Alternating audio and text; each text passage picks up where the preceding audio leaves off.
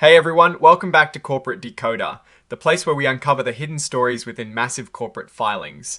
Today we're diving into Apple iSports Group Inc. Its latest report, and let's just say it has got a bit of a loan situation that is interesting. If you want to get straight to the point insights like this every week, make sure you are subscribed, and hey, we've got a fantastic community over on Discord discussing these very filings. Check the link in the description below. So Apple iSports Group Inc. has filed a report detailing a pretty significant event. They've secured a loan, and it is not just any loan, it comes with some rather specific terms. This is a key piece of information, especially for a company that is positioning itself in the fast-paced sports and entertainment world. Alright, let's get down to the nitty-gritty of this loan. On the 1st of November of last year, the company Apple iSports Group inked a deal with an Australian outfit called Philbook TI Limited now. The loan itself is for 350,000 Australian dollars. That sounds like a lot, but when you convert it to us dollars, it's roughly $227,500. Not insignificant, but perhaps not earth. Shattering for a public company of this nature. Now, here is where things get a little spicy. This loan carries an interest rate of 18% per year. That is quite high. For context, many business loans hover in the single digits. An 18% rate means the company is paying a substantial premium for this capital. We need to understand why they'd opt for such an expensive form of financing. And here is the kicker. This loan isn't a long-term fixed repayment schedule. Instead, it is essentially a demand loan. Philbook TI Ltd can ask for their money back with just 2 business days notice. However, there is a catch. They can't make that demand for at least 6 months from when the loan was taken out. This structure gives the lender quite a bit of flexibility and could put Apple iSports Group in a tight spot if that demand is made unexpectedly. Imagine needing to scrounge up over $200,000 in just 2 days.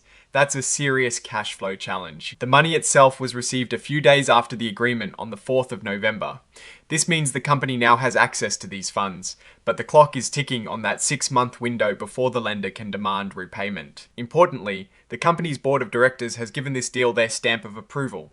This means they are aware of the terms and are backing this decision. It certainly lends some legitimacy to the agreement, but doesn't necessarily make the high interest rate or the demand feature any less risky. The actual loan agreement is filed as an Exhibit 10.2. Oh, this is where you'd find all the fine print, but for our purposes, the key details are the amount, the very high interest rate, and that demand repayment clause. This filing also lists out the various exhibits attached, including the vital loan agreement and some interactive data files. And then we have Exhibit 104, which is the cover page interactive data file embedded within the inline XBRL document.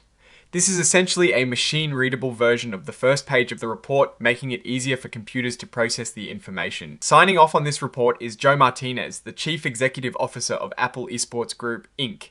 This indicates that he, as the top executive, is attesting to the accuracy and completeness of the information presented in this filing. So, what is the big takeaway here?